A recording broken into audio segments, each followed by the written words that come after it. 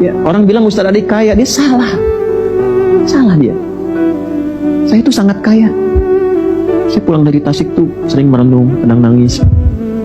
Anda bayangkan, datang kita malam-malam, ba'da Isya, ternyata masyarakat kurang lebih 30 ribuan sudah nunggu. Masih hujan tuh Pak, pakai jas hujan, pakai payung. Ternyata Pak Wali bilang nunggu dari siang. Dari jam 1. Depan balai kota ada masjid, itu di lapangan. Cuma ke masjid tuh sholat balik lagi, sholat balik, mempertahankan safnya. Datang, kita doa sama-sama, minta reda sedikit hujan. Reda dikasih sama Allah, alhamdulillah. Lalu saya bilang kalau hujan lagi nih saya turun bersama Bapak Ibu, jangan khawatir. Terucap hujan betul, turun saya. Betul turun. Ya, alhamdulillah kita doa lagi, reda lagi, naik lagi kita, teruskan lagi kita belajar. Jadi Anda bayangkan orang-orang datang dengan hujannya, dia pakai jas hujan dengan payungnya, mungkin dianggap orang biasa, orang desa, orang daerah, tapi di hadapan Allah penting. Saya katakan, jangan sampai ustadznya datang cari dunia, orang yang datang cari akhirat, yang rugi ustadznya. Saya selalu katakan, udah jangan berikan siapapun sebagai kompensasi mengajar apa, enggak, saya nggak minta apa-apa. Anda kalau ngundang saya dari daerah, ya Anda nggak usah nyiapkan apa-apa, jangan sampai iuran, ini ustadz berapa bayar, nggak ada itu. Gak pernah minta saya nggak pernah minta dan tidak harus Anda menyiapkan itu. Datang ya saya datang, saya minta, saya punya Allah.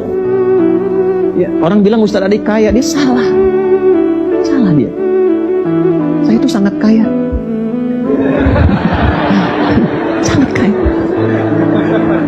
Karena saya punya Allah. Anda terserah Anda punya perusahaan berapa, terserah, saya punya Allah. Saya minta Allah kasih kok. Saya minta Allah kasih. Minta tuh Allah kasih Pak Bu. Nggak ada peci Allah kasih, kirimkan. Ini jas juga Allah kasih, baju Allah kasih, sampai kaos kaki, sampai kendaraan dikasih. Terus mau minta apa nggak malu? Untuk apa? Kita bikin kontrak sama Allah, Allah sudah kasih, terus minta manusia. Anda merendahkan diri Anda di hadapan Allah. Nah Anda jangan mempersulit saya. Ya udah nggak usah. Kalau Anda dari daerah-daerah, nggak usah iuran-iuran begitu. Untuk apa? Anda dari instansi pemerintahan, kasih masyarakatnya, nggak usah kasih saya. Untuk apa? Saya udah ada kontrak dengan Allah, sudah saya sampaikan, Allah sudah kasih, masa kita minta manusia? Ya kan? Itu gambarannya. Jadi jangan berikan kompensasi dari mengajar. Anda mau kasih hadiah yang saya mungkin pakai, alhamdulillah. Saya nggak pakai, saya terima, saya kasih orang. Ya, itu poinnya. Tapi agama sudah, ngajar sudah. Jadi mohon ya, saya itu kalau nggak sempat datang, bukan karena nggak pilih-pilih tempat, bukan, karena jadwal disusun. Sehari masuk 300 permintaan, setahun 365. Kita kan mesti atur. Saya di rumah dengan keluarga cuma 2 jam, 22 jamnya di luar dengan Anda. Istri, anak-anak begitu mengerti, walaupun sampai rumah masih ada yang ngetok juga, ya kan?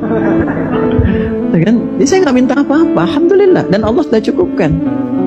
Hidup sudah, tempat ada, wakaf iya, tidur di karpet sama. Apa Anda kira saya tidur di kasur empuk? Saya tidur di kursi, kadang tidur di karpet. Anda kalau bertamu ke kantor itu tempat yang Anda injak, terus kadang saya tiduri. Gitu. Sekarang mungkin nggak datang lagi. Jadi nggak penting semua itu. Kenali Allah. Kalau sudah punya Allah itu sudah nggak ada keluhan buat manusia. Kenapa mesti ngeluh?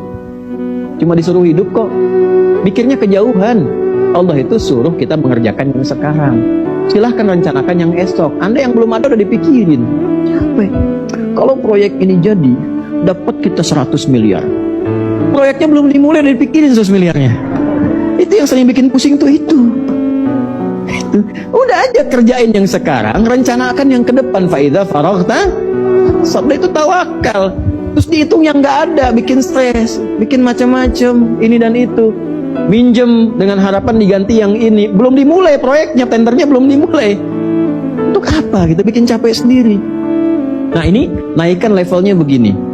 Kalau sudah levelnya naik, dari kecil tuh jawabannya indah. Tiba-tiba mata nggak lihat, setelah dewasa, setelah balik, setelah beraktivitas, bekerja, ketemu sosok seorang nabi, tiba-tiba dapat berita dari Allah. Ditanya, kamu kapan butanya? Oleh Nabi tanya, dari sejak kecil dapat berita dari Allah. Dari sejak kecil itu jaminanmu sudah surga.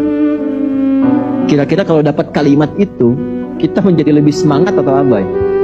Lebih semangat. Sejak peristiwa itulah ibadahnya meningkat. Dan setiap apa yang bisa dikerjakan, tidak boleh ada orang yang lebih dulu mengerjakannya. Abdullah bin Abi Maktum, sejak saat itu ditingkatkan takwanya.